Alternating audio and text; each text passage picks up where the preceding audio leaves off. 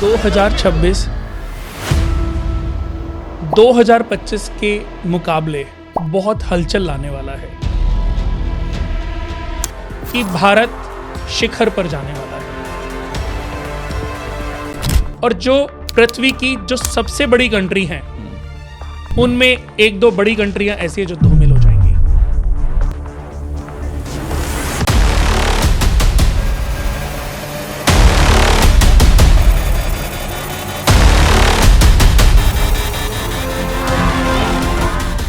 ये गद्दी जब मोदी जी चाहेंगे तभी छूटेगी।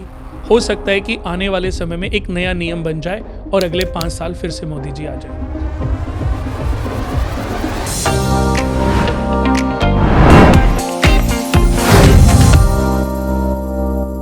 तो मैं अपने व्यूअर्स से कहूंगा कि आप अपना पेन पेपर ले लें और अपनी राशि के मुताबिक चीज़ों को नोट करते रहें, लेकिन उससे पहले चैनल को सब्सक्राइब ज़रूर कर लें क्योंकि बहुत कुछ आने वाला है आपके सामने।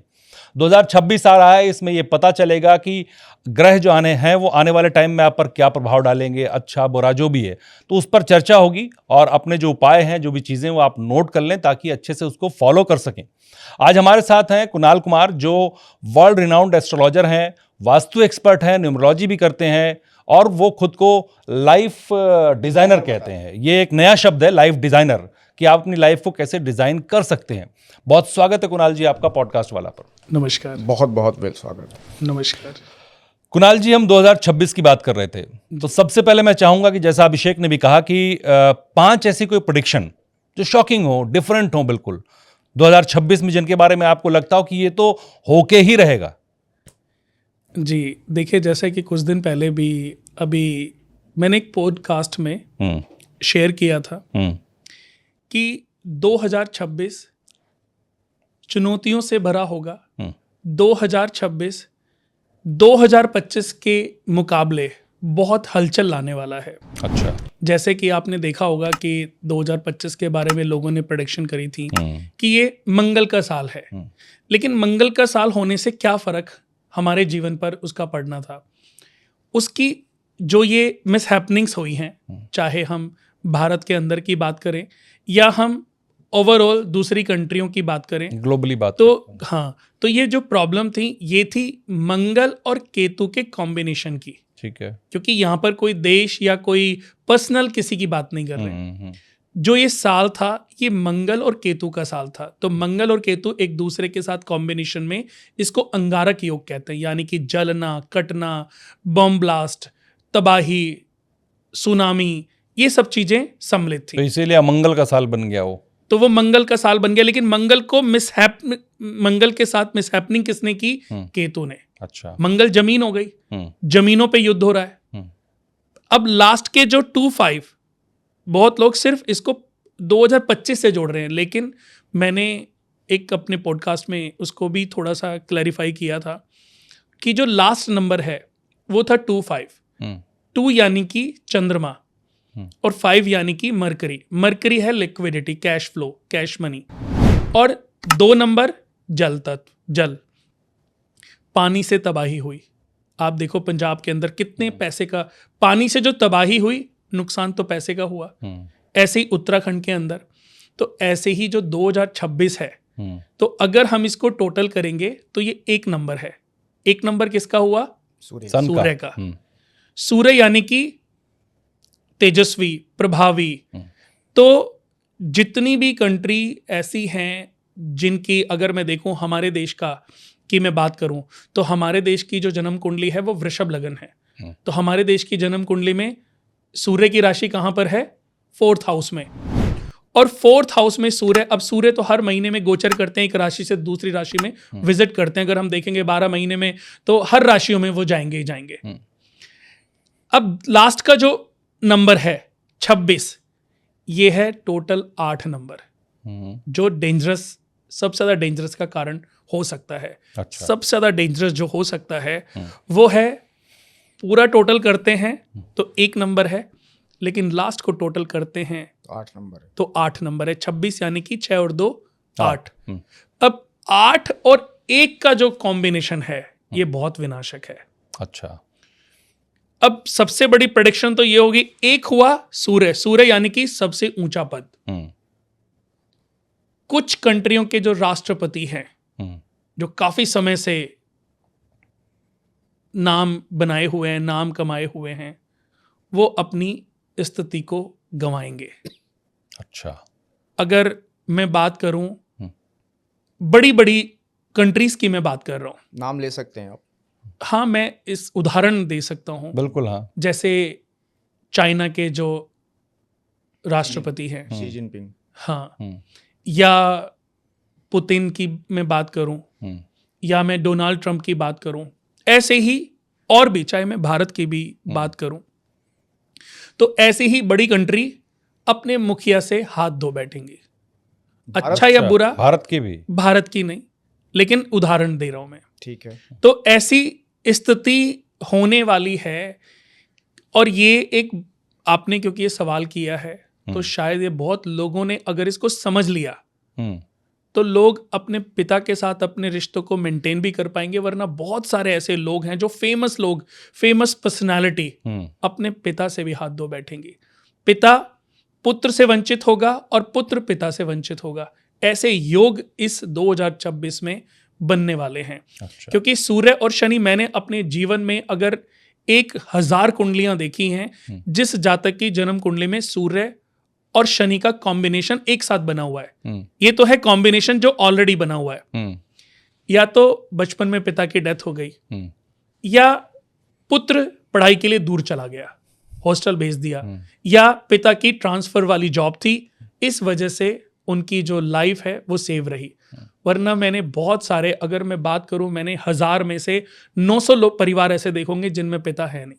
अच्छा। कि मैं जी 13 साल का था, मेरा बेटा 3 साल का था, तो इसके पिता की डेथ हो गई। क्योंकि यही तो आपके लिए केस स्टडी बन जाता है। हाँ। कि आप एस्ट्रोलॉजी से हर रोज कुछ ना कुछ सीखते हो, प्रैक्टिकल करते हो, और वो प्रैक्टिकल आपकी लाइफ का कोई ना कोई आईना दिखाने में बहुत बड़ी भूमिका निभाता है।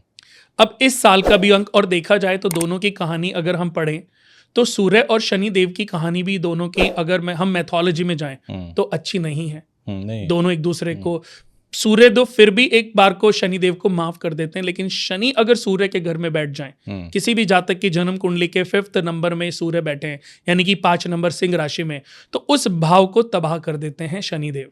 ये उनका अपना नेचर है, क्योंकि शनि बर्दाश्त नहीं करते। और सूर्य के ऊपर उनकी दृष्टि पड़ना और सूर्य के साथ बैठना, ये 90% चांस बन जाता है कि ऐसा व्यक्ति अपने पिता के सुख से, पिता की प्रॉपर्टी से, पिता की वसीयत, सब चीज़ों से वंचित हो जाता है, या अलगाव हो जाता है, कल को डिवोर्स हो जाता है, या बच्चा के साथ मिसहैपनिंग होता है। ऐसे भी मैंने कुछ केसेस देखे हैं जहां पर बच्चा हुआ, बच्चे की डेथ हो गई, या उनके पुत्र ही नहीं है।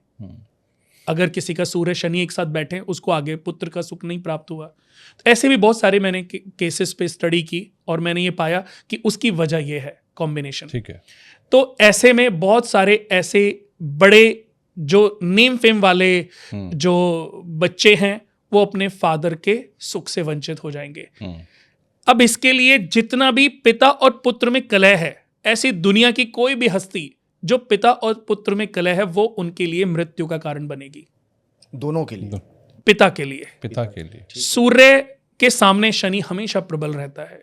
अच्छा। ये हमें सबको समझना पड़ेगा। सूर्य तो प्लैनेट, शनि को पुत्र मान रहे? हाँ। सूर्य को पिता? हाँ, ठीक है। तो ऐसे ही ये जो साल है, ये सूर्य और शनि का साल है, पिता और पुत्र का साल है।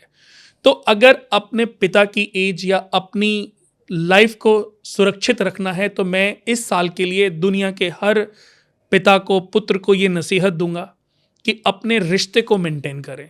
आपका अच्छा व्यवहार, अच्छा रिश्ता, एक दूसरे के प्रति आपका समर्पण ही आपके लाइफ को, जीवन को संयोजित करेगा। मुझे एक सवाल आ रहा है मेरे दिमाग में। आपने जैसे प्लैनेट है, तो एस्ट्रोलॉजी आपने इसमें यूज की जी 2026 के लिए, और ये न्यूमरोलॉजी है। हाँ जी, आपने दोनों का कॉम्बिनेशन बताया है। मैं एक फिर आपको उदाहरण करता हूँ। हाँ। कि आपका शरीर है, आपके अंदर आत्मा भी है, और आपके अंदर ये 2 हाथ भी हैं। अब थोड़ी देर के लिए हम आपके शरीर से आपकी आत्मा को निकाल देते हैं, तो मेरा ये क्वेश्चन है कि इन हाथों से आप फिर क्या कर सकते हो? कुछ नहीं कर सकते।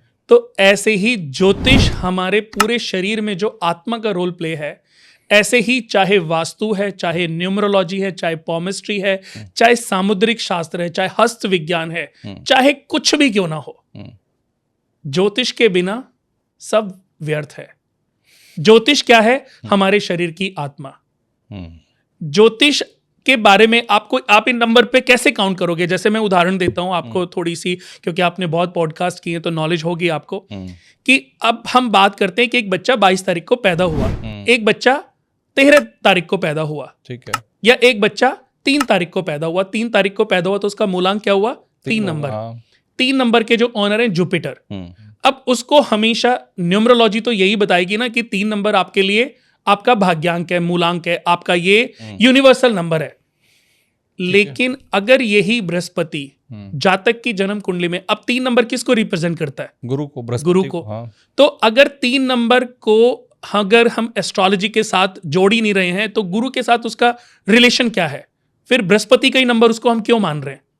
क्योंकि 3 नंबर बृहस्पति को ही रिप्रेजेंट करता है। उसको कैलकुलेट करने का एक तरीका निकाला गया है। बृहस्पति उस जातक की जन्म कुंडली में नीच राशि में बैठे, मकर राशि में, साथ में राहु भी बैठ गए और वो स्थिति बन गई छठे घर में। ऊपर से किसी क्रूर ग्रह की दृष्टि पड़ गई, मंगल की दृष्टि पड़ गई, तो ये 3 नंबर ही उसकी मृत्यु का कारण बनेगा। जितना वो 3 नंबर को प्रयोग करेगा, मैंने अपने 20-30 सालों के 25-30 सालों के मुझे एस्ट्रोलॉजी फील्ड में इसी को तो समझने की कोशिश करी है। मैंने 10-15 साल तो सिर्फ इसको स्टडी इसीलिए किया कि ये काम करता भी है कि नहीं, और करता है तो कैसे करता है। जब मुझे ये समझ आने लगा तब मैंने लोगों की लाइफ में इसको इम्प्लीमेंट करना आरंभ किया। ऐसा नहीं है कि आज मैंने कोई कुंडली देखी और उसको कल से बताना शुरू कर दिया।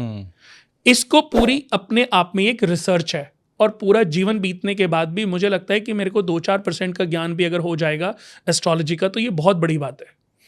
ये तो आपने जो भविष्यवाणी की, जो स्टेट चीफ हैं उनके लिए, बाकी और कुछ भविष्यवाणियां जो आप बताना चाहें? जैसे कि वो भविष्यवाणियां हुई हैं, अभी 3 और बची हुई। हाँ, वही। हाँ, एक भविष्यवाणी ये है कि जो बड़ी कंट्री हैं, जैसे कि सूर्य और शनि का साल है, छोटी कंट्री जैसे भारत अगले 1 साल के अंदर, ये बहुत बड़ा मेरा मतलब मत है, मुझे लगता है कि भारत शिखर पर जाने वाला है। यानी कि अगला एक जो साल है भारत के लिए बहुत महत्वपूर्ण भरा होगा, और भारत अपने आप को टॉप 3 में, टॉप 2 में, टॉप 5 में अपना नाम शुमार करेगा।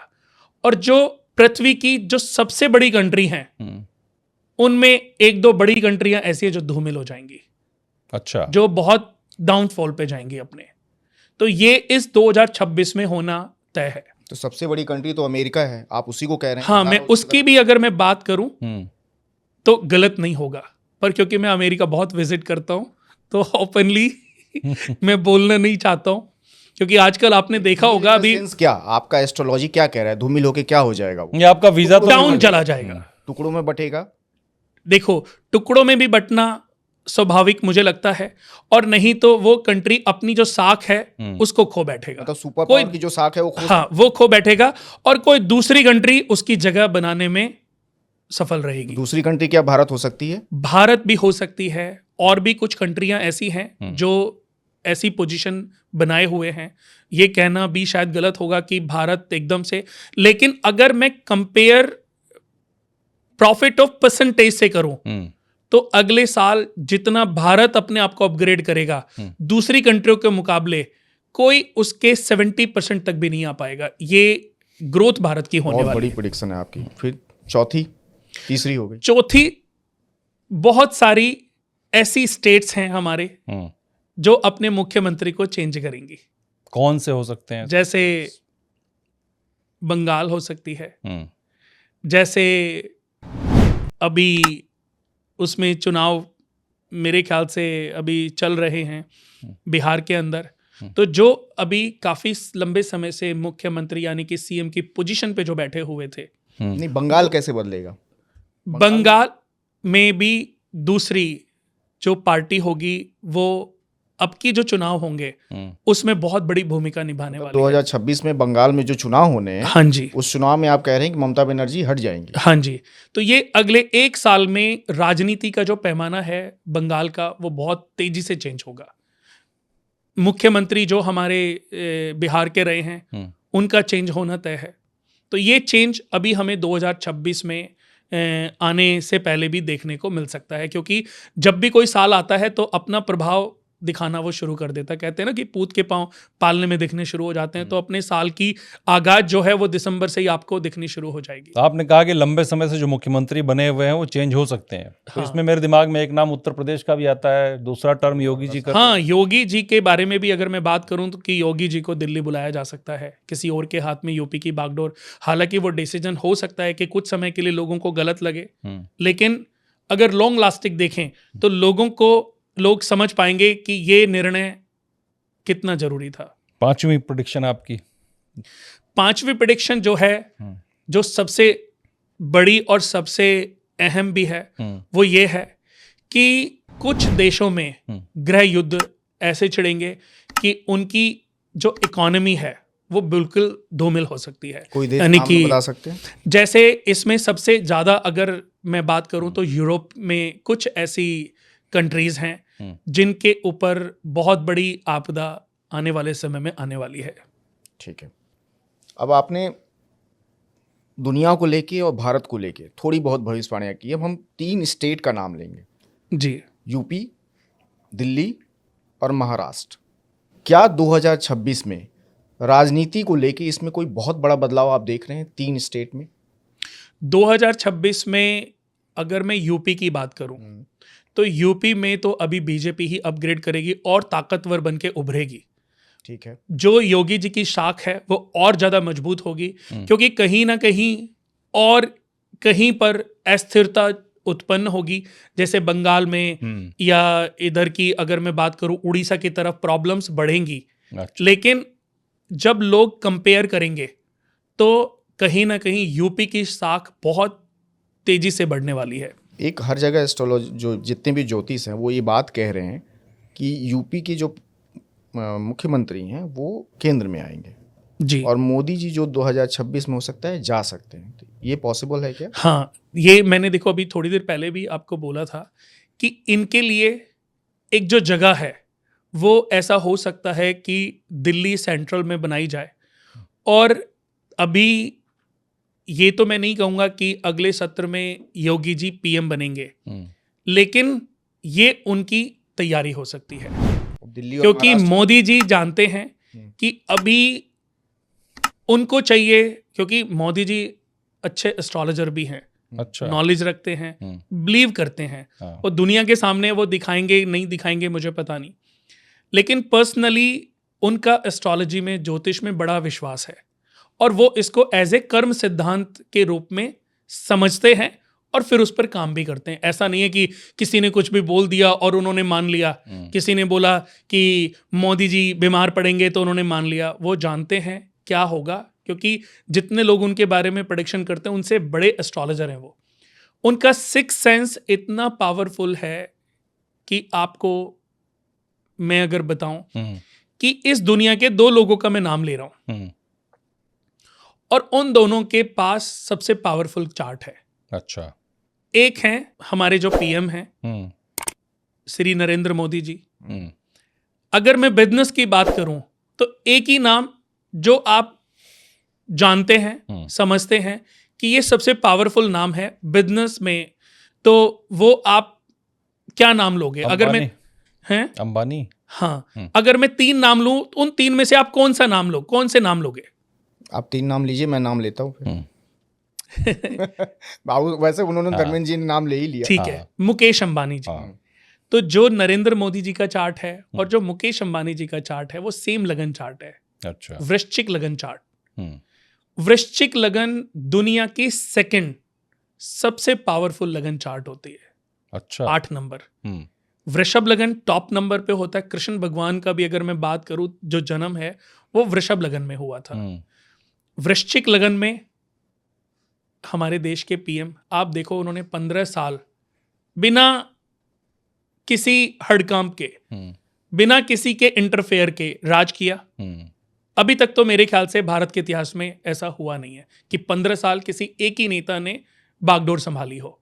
उसकी वजह उनका इतना स्ट्रांग लगन चार्ट है, और जब तक उससे कंपेयर कोई स्ट्रांग लगन चार्ट नहीं आएगा उनको कोई हरा ही नहीं सकता। नेहरू जी ने संभाली थी, उनका रिकॉर्ड तोड़ना चाहते हैं मोदी जी। 17 साल का रिकॉर्ड नेहरू जी का है, तो ये उनसे आगे ही जाएगा। देखो उस समय बहुत सारी पार्टियां नहीं थी, ऑब्वियसली। हाँ, आज चैलेंजिंग है। नेहरू जी आज होते तो शायद एक सत्र संभालना भी उनके लिए मुश्किल होता।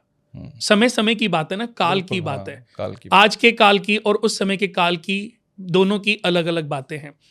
तो जो नरेंद्र मोदी जी का चार्ट है उसमें अखंड साम्राज्य योग, रोचक महापुरुष योग, जैमिनी राजयोग, चंद्रमंगल महालक्ष्मी योग, ये अद्भुत राजयोग बने हुए हैं।